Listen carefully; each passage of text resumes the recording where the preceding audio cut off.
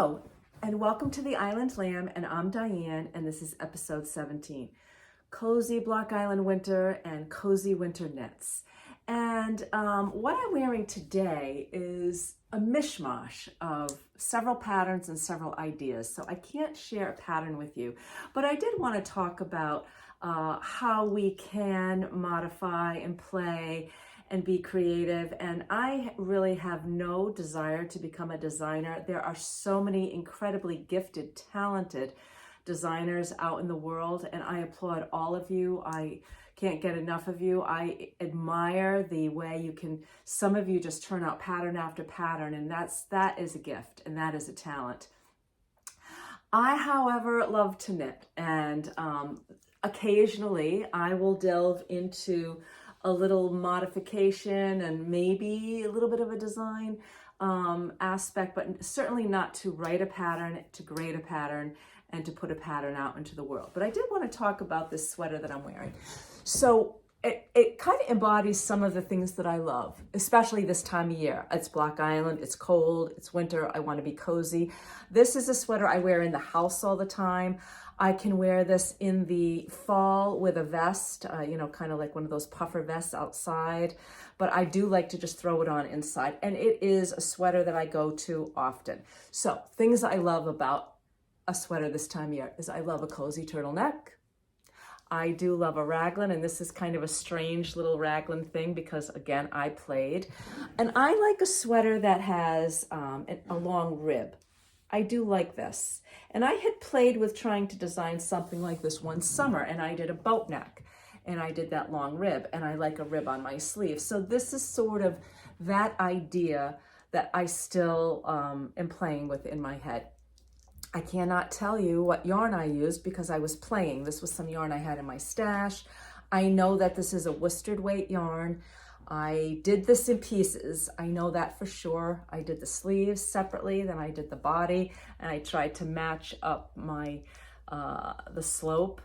And of course, stocking knit in the front and the back, and then the rib in the bottom. So I think it's fun to sometimes step away from the pattern and think about what is I really like in a pattern, and is that turtleneck on that sweater and that sleeve on this pattern and maybe this body and another pattern something I can play with. And in one of my previous episodes, I talked about Deborah Newton and her book Finishing School, and about how she swatches, and on a swatch maybe she will do a collar, and then from that collar maybe she'll play with putting on different button bands. So I think this was kind of a combination of swatching that went well. I think I started to swatch for the sleeve, and I like to do that sometime, and I just kept going. And I just played with the increases, and I probably made a note here and there where I liked that increase so I could do it on the other side. And I think it's kind of good sometimes to do that, to step away and let your creative juices flow and see what happens. And again, it's not because I want to become a pattern writer, but I do enjoy sometimes playing with that idea. What do I love? What can I put together, and what might come out of it? And not be disappointed if it doesn't work because it's just stash yarn. It wasn't anything expensive or exotic. And so that is what this pattern is all about. My cozy throw on a cozy, on a cold morning, so I feel cozy while I'm sitting and knitting. Also, I love greens and blues, and this is just one of those greens that makes me happy. So that brings us to what we have on the mannequin. And this is a situation where it was all about the pattern. No straying from the pattern. This is called the butterfly, or the papillon, which is butterfly in French, scarf or shawl. And it's exquisite. It is knit in two yarns. One is all fingering weight. One is your neutral, and the other one creates all this variegation. Now, some people have taken this, so this is on Ravelry, and I'll give you some more details in the show notes. This pattern has been done many different ways. So there have been folks who have knit this so it looks like a monarch butterfly, and they've done, so in my case, the off-white is my main color, and everything else is a variegated yarn. And I have seen this done so it looks like a monarch butterfly, where the knitter chose black for the main color and a variegated orange for the rest of it. And so it looks like the wings of a monarch butterfly. I've seen it done in very, very bold. And actually, when I saw this knit up in a yarn shop, it was done in bold colors. And when I started looking at some of these muted, softer tones, even the shop owner was like, this is usually done in really bold colors. I don't know if you're going to like this, but I could picture this. I just knew that I was going to enjoy these colors. I didn't necessarily want it or need it to look like a butterfly. I was just kind of enthralled with the pattern. So I can't tell you who the yarn company was, but I can tell you that you could use Knit Picks Chroma. You could use Unique and Harvest fingering. Any fingering weight will do. And by the way, you could, and I have seen some knitters on Ravelry, you could do more than 2 colors. You could pick and choose. And the pattern allows for that. It will let you, not pick and choose which pods you want in which color. I did not want to handle that. I wanted the experience of having, I don't even think I was working continental at the time. So I pick. If I work with my right hand, I'm a picker. I don't throw, I pick. And so things that you have to be aware of. You want a 40-inch or larger circular needle. You can start on a smaller needle, but eventually, because you're starting up here, and I'll get into that in a minute, you're starting with just a few stitches and then you're increasing and you're making this shawl this way. So you can start with a smaller needle. It might even be easier, but eventually you want a 40-inch or longer circular needle. You're going to need a lot of stitch markers because one of the increases that you're going to be doing, I think every other row, is going to happen in the middle. So you want to always be able to identify where that center stitch is. So I had a stitch marker on each side of the center stitch. And then I do believe you're going to need them as you go along. Especially, it's not like lace knitting where I think you need a lifeline. It's very obvious where you are. This whole shawl is knit and garter stitch. But there are some places where I think you want a stitch marker. The other places the increases are going to occur is going to be at the ends. But that center line is one that you definitely are going to want to mark. You slip the edge stitch so it leaves a really beautiful edging. You don't see that pearl bump coming through. It's a beautiful edge. And you have to just remember to carry your contrasting yarn or your whatever yarn you're not using. You just want to carry it every row so that you don't have a big gap because you're going to see these edges. And okay, so those are some of the tips. This, as I mentioned, is started. You start right up here. I'll take it off the mannequin so I can get closer to you. So you're starting here. I want to say maybe a provisional cast on. You could do a provisional or you could just put them on. I often just put them on and stretch them out. And so this is considered one of the sections. So here you're just going back and forth. Here you're going back and forth. And here you're going back and forth. Once you get into this section here, once you get here, you're actually, once you're here, you're working in the pod and you're using German short rows and you're working back and forth until you complete this pod. And then with the base color, you work your way around and you work this pod. And when that pod's completed, you work your base color around and you work this pod and then this one. And, depending on your yarn, you see one side of mine has definitely more blues with the green. And then this side has more brown with the green. So when you wrap this around you, it is just stunning. So this is the right side. The wrong side does not look bad. You just see the pearls, you see the pearl bumps that got, even when you're on garter stitch, one side is clearly the right side, one side is the other side. And I won't say wrong side because no matter how you put this on, it is absolutely stunning.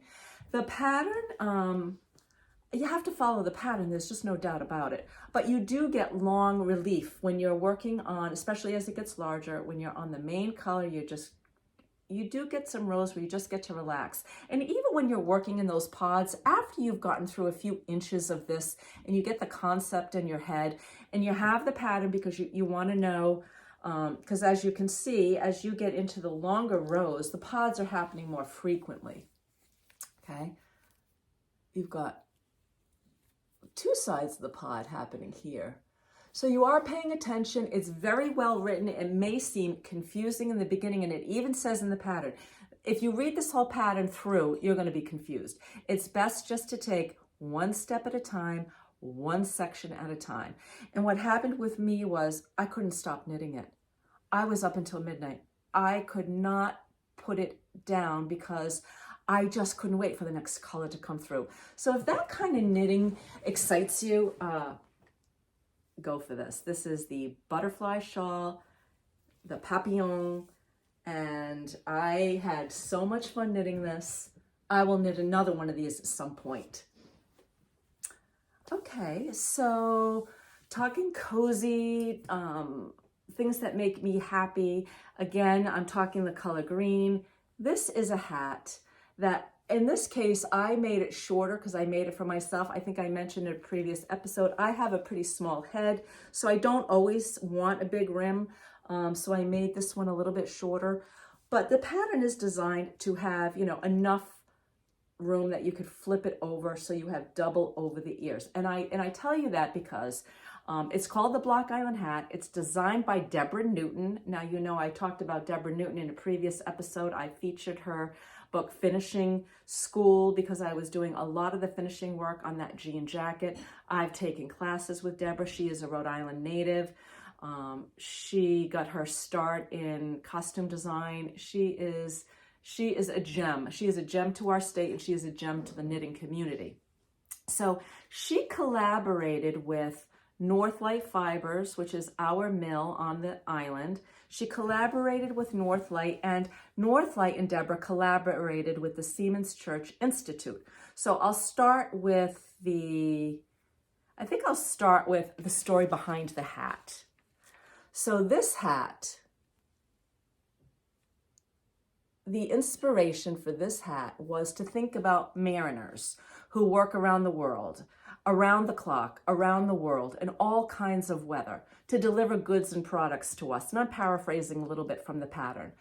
The Seamen's Institute has teamed up with Northlight Fiber and Deborah Newton to offer this hat pattern inspired by seafarers and Rhode Island's historic Block Island. So when I'm knitting this, I have a lot going on in my mind. I'm thinking about sea mariners from the past and now, bringing those containers of our goods across the seas and the oceans.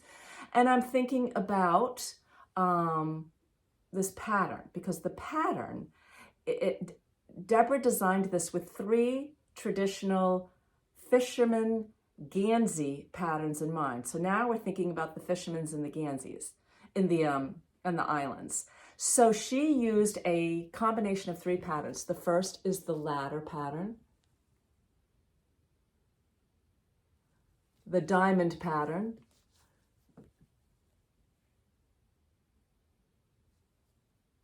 and the diagonal pattern. So these 3 patterns are traditional fisherman gansey patterns, and she separates these patterns by using a cable.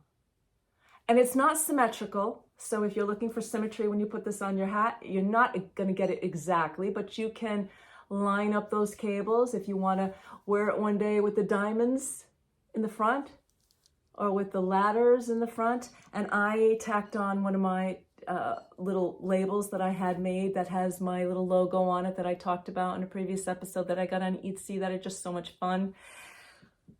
So this hat, when it was originally released by Deborah and Northlight Fiber, it was released in all mariner color. So it was a blue and a red and a really bright yellow. But you know, I like my greens, and so I did make this in this gorgeous green. So the yarn that is recommended for this is Northlight Fibers Ocean Avenue, and of course we have Ocean Avenue on the Block Island, and that's what the yarn is named after. It's a 100% fine merino wool. It is so warm. The first time I knit this for my brother, who is often, he works on yachts and boats, and he's often outside in the cold weather, mariner style conditions. And I made it, of course, the long one where you had a rib and it flipped up over his ears. And It doesn't feel like it's going to be all that warm because I think it's a pretty highly twisted merino wool. I don't know how many plies. I will try to put that in the show notes, what the ply is on this. But he said of all the hats he owned, it was the warmest hat. And then he asked me to make it for some of his friends who were also working outside. And so it's been popular amongst my friends and family. And like I said, I finally did make this one for myself. And it's warm as can be, but yet it's lightweight and it's not itchy. For those of you who, don't like to have wool on your forehead, it's not itchy at all. And again, I think maybe it's a high twist. So that is the Block Island hat designed by Deborah Newton for Northlightfibers in collaboration with the Seamen Institute. And there is a program through the Seamen Institute called Christmas in Newport, where you can knit these and donate them to the Seamen Institute, and they will distribute them to fishermen and to anyone really in that industry who needs a nice warm hat. So then the other thing that I've been working on, and I showed you the yarn. I mean, it's just a simple thing, but I do like to knit woolen socks this time of year. And this is a yarn that I did get when I was at Webb's, and it is a organic wool.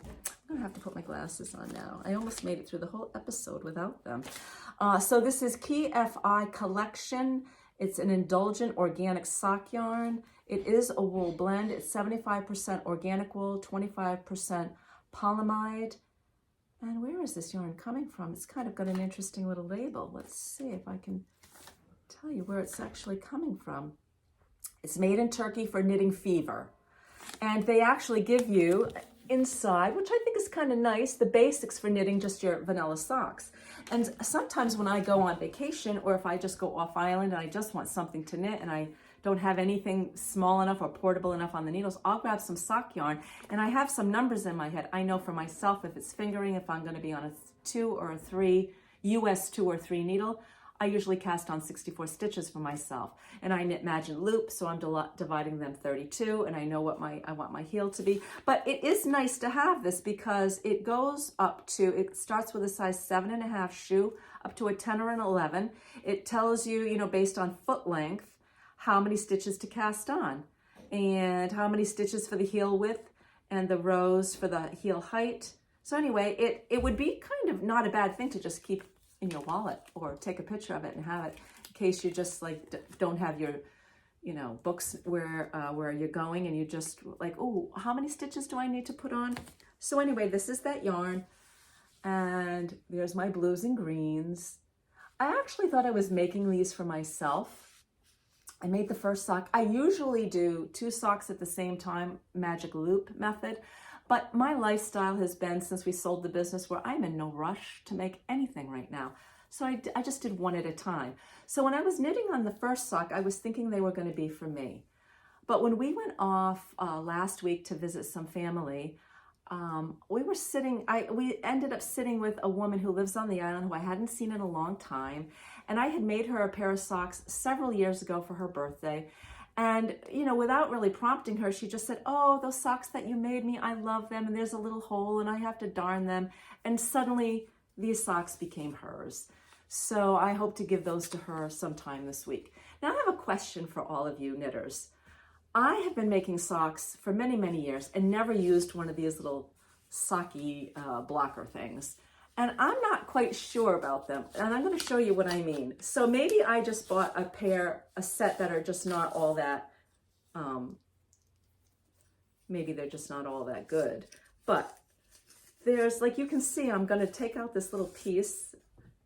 And this little piece, I guess, goes in here.